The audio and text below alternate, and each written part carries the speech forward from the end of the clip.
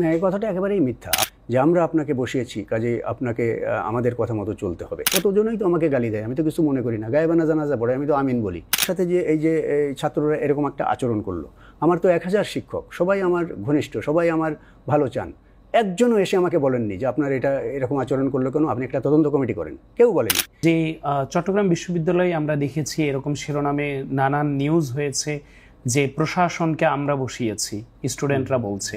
তাহলে আপনার এই পুরো ঘটনায় তো আমি আসলে কোনো তদবির খুঁজে পাচ্ছি না। তাহলে আপনি প্রশাসনের সর্বোচ্চ জায়গায় আছেন, মহামান্য রাষ্ট্রপতির পরেই আপনি ভিসি হিসাবে দায়িত্ব পালন করছেন। তাহলে আপনাকে যদি কেউ না বসিয়ে থাকে তাহলে এই কথাটা আসলে কতটুকু সত্য যে প্রশাসন কেউ কেউ কেউ বসিয়েছে, এই কথাটা? আপনারা দেখেছেন একটা ভিডিও আপনারা দেখেছেন নিশ্চয়ই, যে কতগুলো ছেলে এসে আমার এখানে আমার সাথে উচ্চ স্বরে কথা বলেছে এবং অনভিপ্রেত আচরণ করেছেন তারা। তো আমি সেটা কিছু মনে করিনি, কারণ এটা যদি তাদের ভিতরে একজন এরকম কথা বলেছিলেন যে আমরা আপনাকে বসিয়েছি কাজেই আপনাকে আমাদের কথা মতো চলতে হবে। আমি তার জবাব দিয়েছিলাম যে বাবা না, তোমরা আমাকে বসাওনি। তো যারা আমাকে বসিয়েছেন আমি জানি, এবং কিভাবে আমার রিক্রুটমেন্ট হয়েছে সেটাও আমি জানি। তো আমি তো তাদের সাথে খারাপ আচরণ করতে পারি না। এবং এই যে আমি যদি দলীয় লোক হতাম তাহলে দেখতেন যে এই আচরণ করার পরে বিরাট একটা দলীয় ছাত্র সংগঠন আমার পক্ষে রাস্তায় নেমে যেত। বা আমি যদি এই যে বাম সংগঠনের কেউ হতাম, তাহলে আমি যদি জিএইচ হাবিব হতাম বা অন্য কেউ হতাম, তাহলে বাম যারা আন্দোলন করে তারা হয়তো মানববন্ধন করতেন। কিন্তু আমার সাথে যে এই যে ছাত্ররা এরকম একটা আচরণ করলো, আমার তো 1000 শিক্ষক, সবাই আমার ঘনিষ্ঠ, সবাই আমার ভালো চান, একজনও এসে আমাকে বলেননি যে আপনার এটা এরকম আচরণ করলো কেন, আপনি একটা তদন্ত কমিটি করেন, কেউ বলেনি।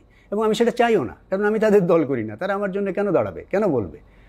এবং আমার তো প্রায় 30,000 ছাত্রের পরিবার, তো 2-4 জন ছাত্র এসেও তো বলতে পারতো যে স্যার আপনার সাথে এরকম আচরণ করলো, আপনি কিছু বলেননি, আপনি কোনো অ্যাকশন নেননি, তাদের শাস্তির ব্যবস্থা করেননি, কেউ বলেনি। আর বললেও আমি করতাম না। এই প্রশ্নের উত্তর দিতে হয়েছে আমাকে চায়নায়, গুয়াংজু শহরে। সেখানে আমি যে প্রফেসর SM ফায়েজ, ওই যে ইউনিভার্সিটি গ্রান্টস কমিশনের চেয়ারপারসন, ওনার সঙ্গে একটা হাই পাওয়ার একাডেমিক টিমে 6 দিনের জন্য চায়না গিয়েছিলাম। আমরা সেখানে কয়েকজন ভাইস চ্যান্সেলর ছিলাম, জাহাঙ্গীরনগর, কুষ্টিয়া এটসেট্রা, পুরো ভাইস চ্যান্সেলর আরও অনেকে। সেখানে এই আমাদের অনেক শিক্ষার্থীরা PhD করে, করে অনেকে আর দেখা করতে আসে।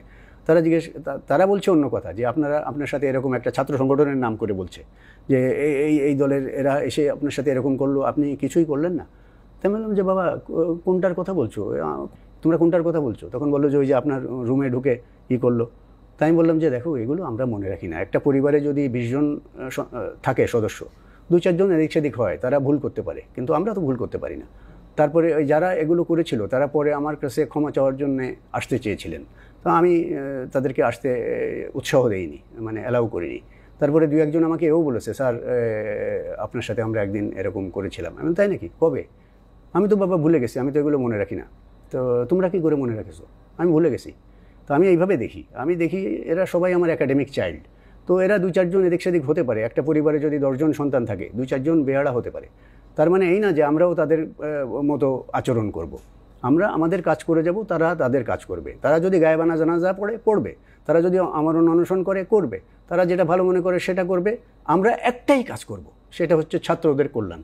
এছাড়া আমাদের মাথার ভেতরে অন্য কোনো চিন্তা নেই, আমার পার্সোনালি।